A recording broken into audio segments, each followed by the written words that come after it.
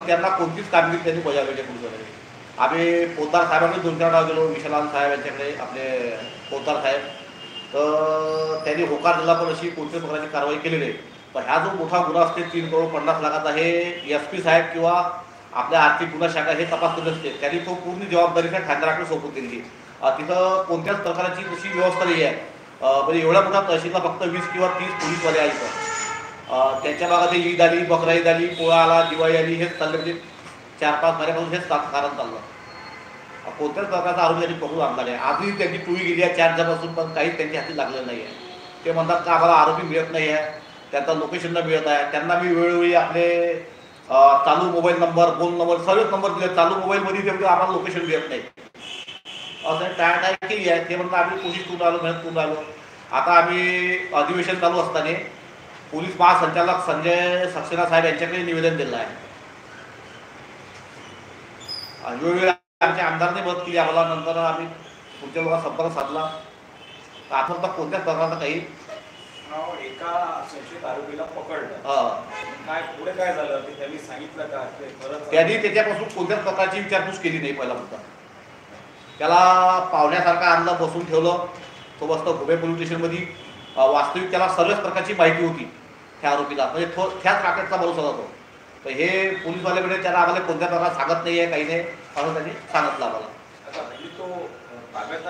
त्याची बेल झालेली आहे. त्याची बेल झाली. तिघांनी जो तुम्ही बोलला त्यांचं नाव घेतात, त्यातील तो व्यक्ती होता त्या टोळीचा सदस्य होता. ह्या टोळीतला सदस्य आहे. ह्या टोळीतला सदस्य आहे तो. पण त्याने आता आम्हाला पैसे द्यायचे कबूल केले. तुम्ही बोललात हे जे आहेत ते धान्य व्यापारीचे दलाल आहेत की काय? ते म्हणजे त्याची टोळी आहे, म्हणजे नेमकं काय दलाल आहे? हे दलाल, त्याच्यामध्ये दलाली आहे, त्याच्यामध्ये व्यापारी सुद्धा आहे. अशी त्यांची 40-50 लाखाची टोळी आहे असं आम्हाला कळलं तिथं. असं तर नाही की ते दलाल आहेत, त्यांनी पैसे नाही दिले म्हणून तुम्ही म्हणतात की ते फ्रॉड आहे. नाही, हे दलाल पकडून जे व्यापारी दलाल आहे अशी त्यांनी जे कसं म्हणजे टोळी तयार केली आहे. एक त्यांना दलाल बनून जातो, बाकीचे व्यापारी बनून जातात. तो दलाल बरोबर माल पाठवतो, तुम्ही फलाण्याकडे माल पाठवा.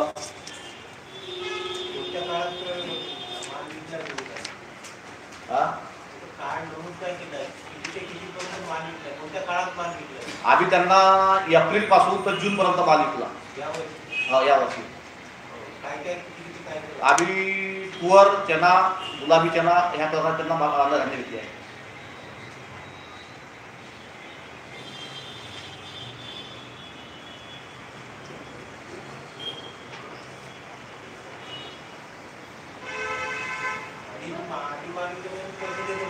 त्यांनी काही पेमेंट पाठवलं. त्यांनी 1,18,00,000 रुपये पाठवून त्याच्या आम्हाला आपल्या काही RBIद्वारे, बँकेद्वारे. त्याचा पैसा एका नंतर त्यांनी एकाएकी त्यांनी पेमेंटला ब्रेक लावून त्याला गदाळ झाले, गायब झाले.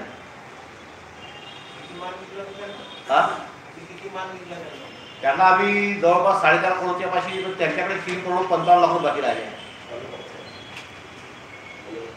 कमी जास्त 4 करोडच्या 4-4.5 करोडच्या.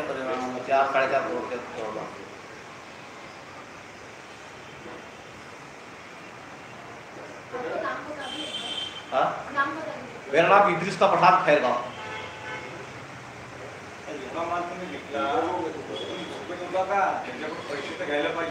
नाही, ह्या जो झोपेचा प्रश्न तुमचा बरोबर आहे, पण ह्या जो अनाथ व्यवसाय पुढच्या भारतभर क्रेडिट चालू असते. क्रेडिटवर चालते, पण आपण त्यांना 3.5 कोटीचा माल दिलेला आहे. ठीक आहे, 50 लाखापर्यंत 1 कोटी पर्यंत दिला, पैसे आले तर पुढचा माल दिला बरं आपण असं. त्याच्यात काय झालं, गाड्या लागून गेल्या, सुट्ट्या येऊन गेल्या बँकेच्या. काही सुट्ट्या आल्यावर माल चालला गेला, गाडी लागून गेली, पाठवून द्या गाडी, पेमेंट झालं. 4 दिवस सुट्टी आली, 2 दिवस सुट्टी आली, अशा तो माल सगळं चालला गेला. पण त्याचे पैसे सुरुवातला दिले ना, विश्वासात सुरुवातीला त्यांनी त्याचा व्यवहार व्यवस्थित ठेवला. नंतर ठेवला व्यवहार. कोणत्या मंडीच्या मार्फत केला माल? नरखेड मंडी. नरखेड. आम्ही GSTलाच माल पाठवत असतो.